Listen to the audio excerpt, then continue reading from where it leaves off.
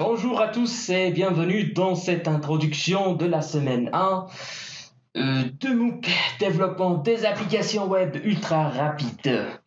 Dans cette semaine, nous allons découvrir les bases de langage HTML5 et CSS3. Nous aborderons également certains concepts pratiques que vous devez maîtriser pour mieux coder vos propres pages. Cette semaine est constituée de plusieurs chapitres. Dans le premier chapitre, Introduction à HTML et CSS.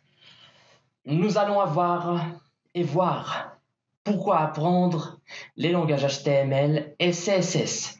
Nous allons découvrir qu'est-ce que HTML5 et CSS3 et quels sont les outils dont on aura besoin pour commencer à créer des pages web. Dans le deuxième chapitre, Structure HTML, vous apprendrez les fondations HTML, à savoir éléments, balises, attributs. Nous allons avoir aussi la structure de base d'une page HTML. Dans le chapitre 3, texte et paragraphes, nous allons découvrir de nombreuses balises HTML. Certaines existent depuis la toute première version de HTML. D'autres ont été introduites plus récemment dans HTML5. Nous allons voir dans ce chapitre comment rédiger des paragraphes, comment structurer sa page avec des titres, comment donner de l'importance à certains mots de son texte et comment organiser les informations sous forme de listes. Le chapitre 4, les listes, les liens et images. Nous allons voir comment créer des listes, comment créer les différents types de liens, hypertextes et comment insérer des images. Dans le chapitre 5, propriétés CSS, dans ce chapitre, vous allez apprendre à styler vos pages en tirant parti de la puissance de CSS3.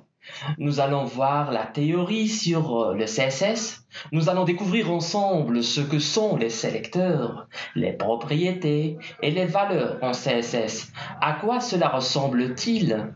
Où est-ce qu'on écrit du code CSS ou bien HTML? Où est-ce qu'on l'écrit ça? Le chapitre 6.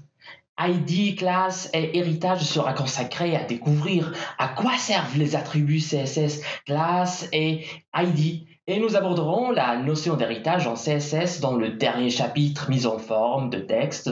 Ce chapitre va être l'occasion de découvrir de nombreuses propriétés CSS. Nous allons voir comment modifier la taille du texte, changer la police, aligner le texte, les couleurs, etc. Il est important que vous fassiez plus que simplement écouter ces vidéos et lire les cours. Vous devez pratiquer. Alors, vous devez pratiquer et échouer pour apprendre. Il faut échouer, oser à échouer. Et croyez-le ou non, une fois que vous maîtrisez l'idée de base de l'utilisation des balises et des attributs, vous saurez tout ce dont vous avez besoin pour utiliser n'importe quelle balise HTML5. La page peut ne pas ressembler à ce que vous voulez, mais vous pourrez utiliser du texte, des liens, des images, des tableaux et même de la musique et des vidéos. Alors, prêt à réaliser un site web de A à Z? Donc, on se retrouve dans la prochaine vidéo.